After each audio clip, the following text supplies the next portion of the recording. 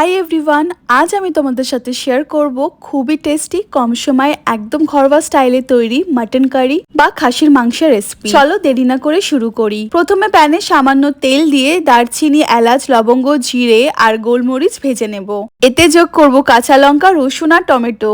এই পুরো মিশ্রণটি হালকা সটে করে একটা স্মুথ পেস্ট বানিয়ে নেব। এবার কড়াইতে সর্ষের তেল গরম করে তেজপাতা, শুকনো লঙ্কা আর একটা স্টার আনিস ফোড়ন দেব।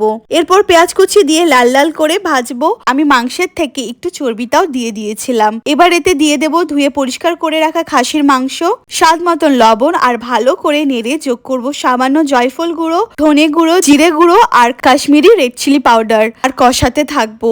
মাংস থেকে তেল ছাড়তে শুরু করলে আগে থেকে তৈরি করে রাখা স্পেশাল মশলার পেস্টটা দিয়ে দেব।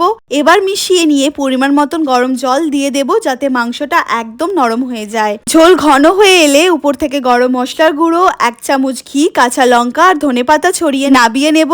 ব্যাস তৈরি আমাদের গরম গরম খাসির মাংসের ঝোল। রেসিপিটা কেমন লাগলো জানিও। দেখা হচ্ছে পরের ভ্লগে। বাই।